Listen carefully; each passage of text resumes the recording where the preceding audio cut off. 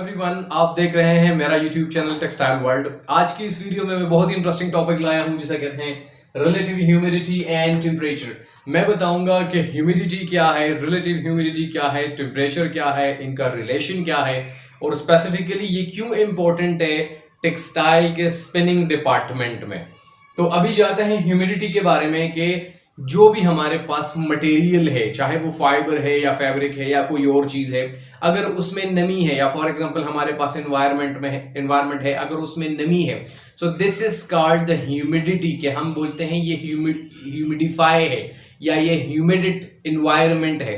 तो ये जो ह्यूमिडिटी है इसको कहते हैं नमी। और रिलेटिव ह्यूमिडिटी जो है वो कहते हैं कि किसी भी इन्वायरमेंट में हम एक स्टैंडर्ड या एक स्पेसिफिक ह्यूमिडिफिकेशन छोड़ दे या उसमें नमी छोड़ दे अकॉर्डिंग टू द फाइबर या according to the material. For example cotton है, कॉटन के लिए जो है हमें 8.5 की मॉइस्चर रीगेन जो है वो उसके अंदर चाहिए, इतनी नमी उसके अंदर चाहिए, ये उसका स्टैंडर्ड है।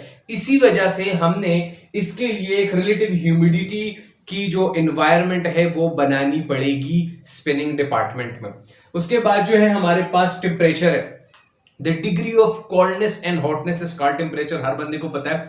तो टेम्परेचर और ह्यूमिडिटी दो अगर देखे जाए तो दोनों अपोजिट चीजें हैं और इन दोनों को बैलेंस करना, मेंटेन करना स्पिनिंग डिपार्टमेंट में या ऐसे ही एक एनवायरनमेंट में बहुत ज्यादा इंपॉर्टेंट है। इवन ह्यूमन बीइंग्स के लिए भी अगर हम रोजमर्रा रूटीन पे देखें तो रिलेटिव ह्यूमिडिटी और टेम्परेचर दोनों बहुत इंपॉर्टेंट है हमारे लिए। इसके बाद जाते हैं कि इसके रिलेशन के हम देखेंगे कि इसके इंपॉर्टेंस और रिलेशन क्या है। तो रिलेशन तो जैसे मैंने बता दिया कि इन दोनों का जो मिलाप है, बैलेंस रखना है, वो बहुत ज्यादा इंपॉर्टेंट है।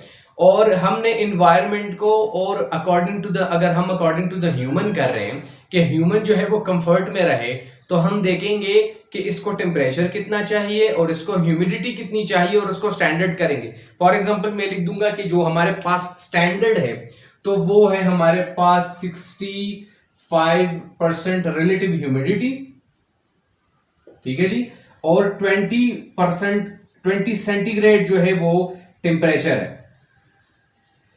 ये एक स्टैंडर्ड कंडीशन है एक उसमें रहने के लिए, एक एनवायरनमेंट में रहने के लिए जहां लोग रहते हैं। तो ये हमारे पास स्टैंडर्ड कंडीशन है। इसी तरह ही हम इसको बैलेंस रखते हैं और अगर इसको बैलेंस न रखा तो बहुत सारे फॉल्ट्स जो है वो हमारे सामने आ सकते हैं। मैं स्पेसिफिकली स्पिनिंग डिपार्टमेंट की बात कर रहा हूं अभी।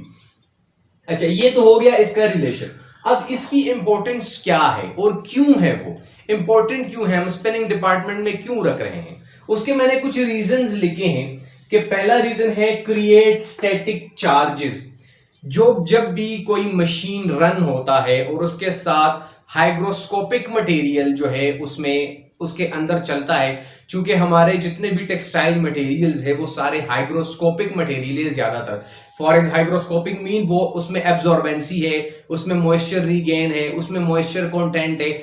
मतलब ये है कि उसके अंदर एक स्पेसिफिक लिमिट तक पानी है, एक स्पेसिफिक लिमिट तक उसमें नमी है। तो होता क्या है कि वो नॉन मेटालिक है और जब मेटालिक के साथ वो रन करता है तो उसके ऊपर स्टैटिक चार्जेस क्रिएट होते हैं। फॉर एग्जांपल मैं यहां आपको एक धागा बना दूं, तो इस धागा, ये जो धागा है इसके बिल्कुल सिरे पे इस तरह स्टैटिक चार्जेस जो है वो क्रिएट होंगे जब ये मशीन के साथ रन करेगा। तो अब हो क्या रहा है कि जब ये रन कर जाता है तो ये जो स्टैटिक चार्जेस क्रिएट हो गए ये हीट क्रिएट करता है और उस हीट की वजह से ये जो हाइग्रोस्कोपिक मटेरियल है मेरा, इसके अंदर जो नमी है वो नमी एवापोरेट कर देता है। तो जब भी नमी एवापोरेट हो गई तो स्टैटिक चार्जेस बढ़ जाएंगे। इन स्टैटिक चार्जेस की वजह से इसकी नमी एवापोरेट हो गई, इसकी मॉइस्चर कंटेंट एवापोरेट हो गया और क्या हुआ, इस पे बहुत ज्यादा स्टैटिक चार्जेस जो है वो क्रिएट होने लगे। तो जिसकी वजह से हमारे पास क्या होता है कि वो ठीक तरह से काम नहीं करता, मशीन ठीक तरह से काम नहीं करता, बहुत ज्यादा जो है वो फॉल्ट्स नजर आते हैं। इससे जो है ये कह सकते हैं कि स्पार्क भी लग सकता है, बहुत सारे प्रॉब्लम्स आ सकते हैं। इस पहले प्रॉब्लम के साथ दूसरा प्रॉब्लम तकरीबन लिंक्ड है, जैसे कि for example cling to the non metallic parts. मकसद क्या है कि जब भी स्टैटिक चार्जेस क्रिएट होते हैं या जो नॉन मेटालिक पार्ट है, क्योंकि हमारे पास जो मटेरियल है, फॉर एग्जांपल कॉटन है, वो तो नॉन मेटालिक है और मशीन जो है वो मेटालिक है, तो क्या है कि ये एक दूसरे के ऊपर क्लिंग कर जाता है, चिपक जाता है। उस चिपकने की वजह से ये फोर्स अप्लाई करता है, इन दोनों के बीच में फ्रैक्शन आता है, जिसकी वजह से हमारा जो ऑपरेशन है वो स्मूथली परफॉर्म नहीं होता। तो ये बेसिकली तो मेजर रीजंस है, और ये मेजर रीजन बहुत ही ज्यादा इंपॉर्टेंट है, क्योंकि ये जो फॉल्ट क्रिएट करते हैं वो बहुत ही ज्यादा होते हैं, इनकी वेरिएशन बहुत ज्यादा होती है। तो ये हमारे पास दो रीजन थे कि क्यों हमारे पास ये इंपॉर्टेंट है, और अब इसको रिजॉल्व करने के लिए क्या क्या चीजें जो है वो इंप्लीमेंट किए गए हैं। फर्स्ट ऑफ ऑल मैं दूसरा आपको बताना चाहूंगा कि जो हमारे पास सिंथेटिक मटेरियल्स है, उस सिंथेटिक मटेरियल्स पे हमने कुछ ल्यूब्रिकेशन लगा दिया, फाइबर्स के ऊपर, दागे के ऊपर हमने ल्यूब्रिकेशन लगा दिया, ताकि जो है कम से कम स्टैटिक चार्जेस क्रिएट हो और कम से कम ये मेटल की तरफ क्लिंग हो। तो इसी वजह से हमने ल्यूब्रिकेशन जो है वो अप्लाई कर लिया। दूसरी सबसे जो बड़ी बात है कि ल्यूब्रिकेशन से इतना फर्क नहीं पड़ता, इसी वजह से हमने इन दोनों चीजों को मेंटेन रखना होगा, बैलेंस रखना होगा, तब ही ये दोनों जो चीजें हैं, ये फोल्ड है, ये निकलेंगे और स्टैटिक चार्जेस कम से कम क्रिएट होंगे। याद रखिए, कोई भी चीज जो होती है वो बिल्कुल रिमूव नहीं होती। स्टैटिक चार्जेस जो है वो बिल्कुल आप उसको इग्नोर नहीं कर सकते। ये नहीं हो सकता कि बिल्कुल ये पैदा ही नहीं हो, लेकिन ये कम से कम पैदा होगा, और इतना कम पैदा होगा कि आपका ऑपरेशन बिल्कुल स्मूथली परफॉर्म होगा। तो रिलेटिव ह्यूमिडिटी और टेम्परेचर जो है, ये दोनों हमने स्पिनिंग डिपार्टमेंट में बहुत ज्यादा हम इसको इंपॉर्टेंस है और हमने इसको बैलेंस रखना है।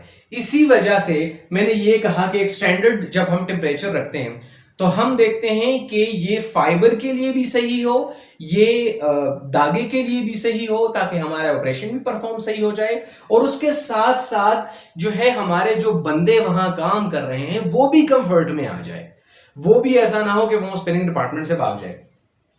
तो ये बहुत इंपॉर्टेंट है। अच्छा, एक और बात मैं कहना चाहूंगा कि हर फाइबर के लिए हम ये डिफरेंट रखते हैं, इसका डिफरेंट परसेंटेज रखते हैं, इसका डिफरेंट हमने सेंटीग्रेड रखना है।